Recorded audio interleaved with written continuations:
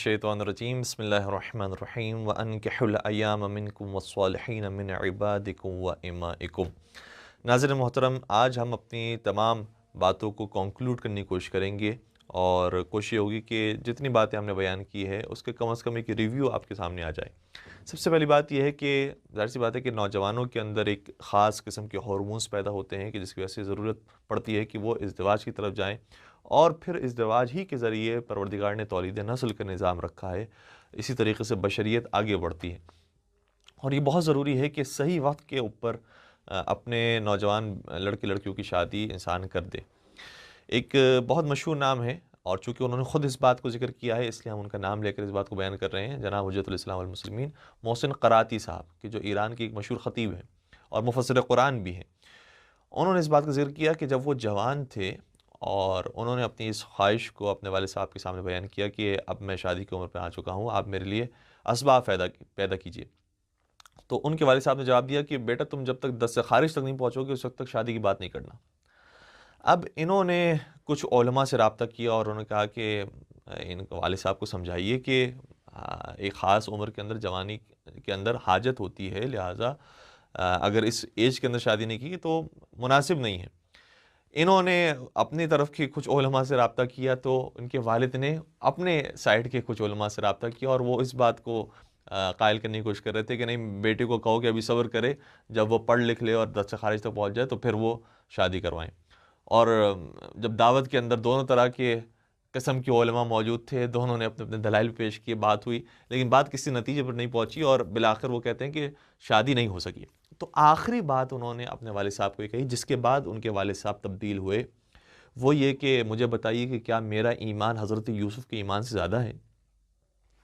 मेरा ईमान हज़रत यूसुफ़ के ईमान से के बराबर और उनकी जूतियों के बराबर भी नहीं है। और याद रखिए कि अगर खुदा न खास्ता कोई गुनाह मुझसे सज़ा होता है तो फिर इसकी ज़िम्मेदारी फिर मेरे ऊपर नहीं होगी, क्योंकि मैंने तो अपनी ख्वाहिश का इज़हार कर दिया है और मैंने तो अपनी ज़रूरत को बयान कर दिया है। अब अगर खुदा न खास्ता गुनाह हुआ तो उसकी ज़िम्मेदार फिर आप होंगे।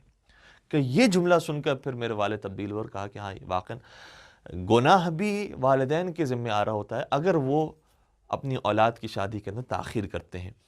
इसलिए बेहतर से बेहतर कोशिश करने के बाद रिश्ता जब मिल जाए तो फिर इंसान को देर नहीं करनी चाहिए और अपने लड़के लड़की की शादी करवा देनी चाहिए।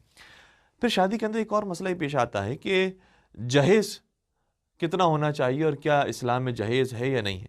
देखिए, इस्लाम के अंदर कोई वाजिब नहीं है कि पेरेंट्स जो है वो अपनी बेटी के लिए जहेज़ का इंतज़ाम करें, लेकिन साथ साथ ये कि हराम भी नहीं है। अगर वो अपनी खुशी से देना चाहते हैं तो कोई हर्ज नहीं है। और फिर जहेज़ देने के अंदर मालिक कौन बनेगा, ये वो अहम सवाल है कि जो होना चाहिए। हमारे यहाँ माशरे के अंदर गलत तस्वुर ये है कि अगर लड़की के माँ बाप ने तोहफ़े तोहफ़ दिए हैं, फर्नीचर दिए हैं, बहुत कीमती सामान दिए हैं और बहुत बड़ी बड़ी चीज़ें दी हैं, तो मालिक उन्होंने बनाया अपनी बेटी को और बेटी मालिक है और बेटी वो सामान लेकर अपने शौहर के घर गई है, तो इससे ना शौहर उसका मालिक बनेगा और ना शौहर के पेरेंट्स उन चीज़ों के मालिक बनेंगे। लिहाजा हर चीज़ के अंदर परमिशन लेनी होगी तो फिर उसी बीवी से या बहू से लेनी होगी परमिशन। बाज़ दफ़ा ये होता है कि भाई अब ये हमारे घर के अंदर सामान आ गया, अब हमारी मर्ज़ी, हम जैसे भी इस्तेमाल करें, और कभी कभार बगैर पूछे ही वो सामान आगे भी तोहफ़े के तौर पर दे दिया जाता है। ये गलत तरीक़ा है। तो जहेज़ देने में और जहेज़ लेने में कोई हर्ज नहीं है, लेकिन लेने के बाद फिर वो हक़ किसका बनता है, ये एक अहम सवाल है। और ज़ाहिर सी बात है कि ये तो बिल्कुल भी इस्लाम ने पसंद नहीं किया कि डिमांड किया जाए कि आप इतना बेटी के साथ जहेज़ भिजवाएंगे तो फिर हम ये रिश्ता करेंगे और कबूल करेंगे। तो ज़ाहिर सी बात है कि ऐसे रिश्ते फिर पायदार नहीं होते और आगे नहीं बढ़ पाते। और हम यही मशवरा देंगे कि ऐसे अफराद से इंसान गुरेज़ करे और शादी ना करे, अपनी बेटी ना दे ऐसे अफराद को कि जो इतनी छोटी छोटी चीज़ के अंदर दुनियावी मामलात को दरमियान में लेकर आते हैं कि हमें वो चीज़ चाहिए और फ़लाँ चीज़ चाहिए, एसी चाहिए और गाड़ी चाहिए और मोबाइल चाहिए। ये इस तरह की चीज़ें अगर अभी से डिमांड के अंदर आ जाती है तो फिर आगे जाकर मामलात और बिगड़ जाते हैं। तीसरी बात ये जो आज की गुफ्तगू के अंदर हम लाना चाहते हैं कि सवाल भी किया गया है उसी व्हाट्सएप नंबर के ऊपर कि जो आपके पास स्क्रीन के ऊपर भी आ रहा है कि मियाँ बीवी के फ़ैसले सास ससुर क्यों ले रहे होते हैं। देखिए, बहुत वाज़ेह सी बात है यहाँ पर। अलबत्ता आपकी सास ससुर से मुराद यकीनन लड़के के पेरेंट्स होंगे। लड़की ये सवाल करे कि सास ससुर क्यों हमारे मसाइल के अंदर इंटरफेयर करते हैं। बातें दोनों को सीखने वाली हैं कि सास ससुर को कितना इंटरफेयर करने की इजाज़त है, और इंटरफेयर करने के बजाय ये करना चाहिए, गाइडेंस देनी चाहिए, अपनी राय देनी चाहिए, अपना मशवरा देना चाहिए, अपनी बात इम्पोज नहीं करनी चाहिए। फिर इख्तियार लड़का लड़की के ऊपर है कि वो इसे कितना अप्लाई करें और कितना इसकी तरफ कायल हो और माने। दूसरी तरफ से खुद लड़का लड़की के लिए भी ये बात समझने वाली है कि देखिए ये पेरेंट्स वो हैं कि जिन्होंने बचपन से लेकर अब तक इस लड़के को परवान चढ़ाया था और उसके हर मामले के अंदर खुद वो फैसला करने वाले थे। यानी बच्चे की विलादत से लेकर अगर देखा जाए, बच्चे की विलादत कहाँ होनी है, माँ बाप ने फैसला किया था। बच्चे को कहाँ पढ़ाया जाना है, माँ बाप ने फैसला किया था। बच्चे को क्या खिलाना है, माँ बाप ने फैसला किया। क्या पहनाना है बच्चे को, माँ बाप ने फैसला किया था। यहाँ तक कि होते होते सारी स्टडीज खत्म होने के बाद फिर किस लड़की से शादी करनी है वो भी माँ बाप ने ही उसके अंदर फैसला किया और अब मशवरा देकर लड़की का इंतखाब किया है। तो जो माँ बाप अब तक उस लड़के के बारे में फैसला करते रहे, इतनी आसानी से तो कट आउट नहीं हो जाएंगे। वो अब भी अपना फैसला और अपनी बातें कहने की कोशिश करेंगे। और इस बात का हमें भी ख्याल रखना चाहिए, एहसास करना चाहिए कि कोई गैर नहीं है कि जो आकर हमारे बातों के अंदर मशवरे देने की कोशिश कर रहे हैं, बल्कि ये अपने ही लोग हैं। और अगर ये मशवरे दे रहे हैं तो उसके अंदर कोई हर्ज नहीं, इनकी बात सुनी जा सकती है, कोई हर्ज नहीं है।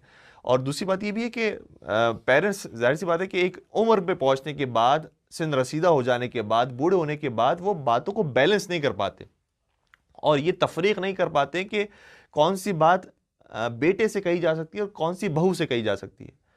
कुछ चीज़ें ऐसी हैं कि जो बेटे को तो चूंकि वो बेटा है, बहरहाल खून है, कही जा सकती है, लेकिन ज़रूरी नहीं है कि वो बहू के भी फेवर में हो और बहू भी इस बात को तस्लीम करे। लिहाजा उन्हें मार्जिन भी देना चाहिए और इस बात को खुद बच्चों को भी समझना चाहिए कि वो अब बुढ़ापे की उम्र की तरफ हैं, तो उनकी बातें सुनी जा सकती हैं। फिर अमल के मामले के अंदर आप कुछ ऐसा काम कर लें कि वो भी इतने नाराज़ ना हो और आपका भी काम हो जाए। तीसरी बात यह है कि देखिए कभी कभार उनके मशवरे कुछ मुनासिब भी होते हैं, लिहाजा अगर कुछ चीज़ों के अंदर उनकी राय मालूम भी कर ली जाए तो कोई हर्ज नहीं है, लेकिन इस एहतियात के साथ कि अगर आपने मशवरे का दरवाज़ा उनके लिए खोला है तो ये फिर दरवाज़ा बंद करना आसान नहीं होगा।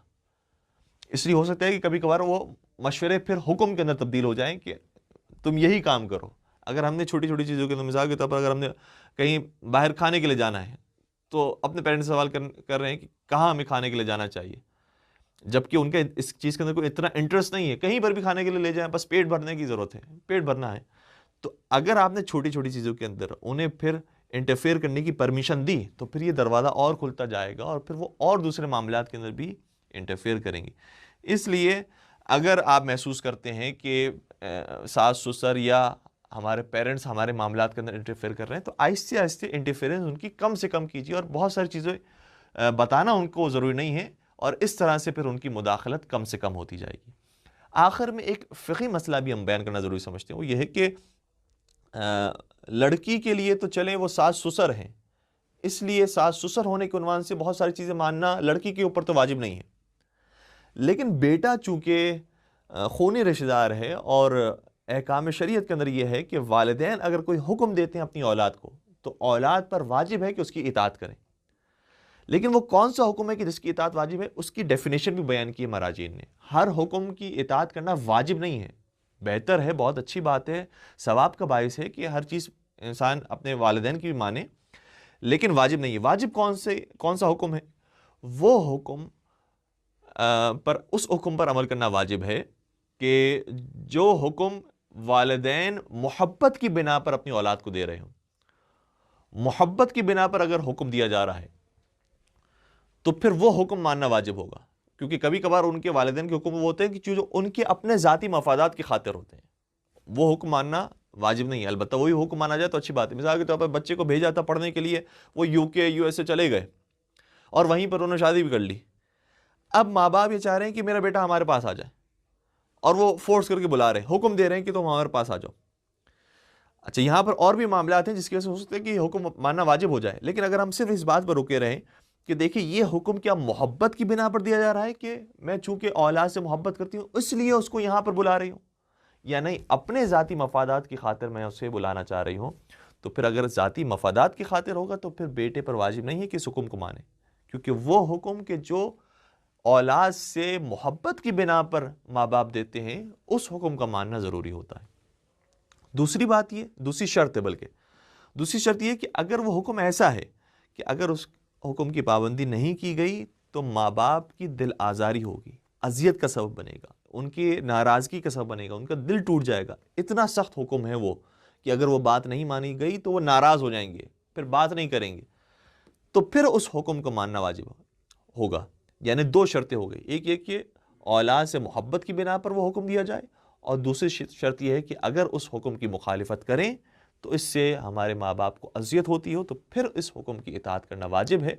वरना इताअत करना वाजिब नहीं है, अलबत्ता मुस्ताहब है। अगर इताअत करें तो उसमें कोई मुज़ायक़ा नहीं है। वस्सलामु अलैकुम वरहमतुल्लाहि।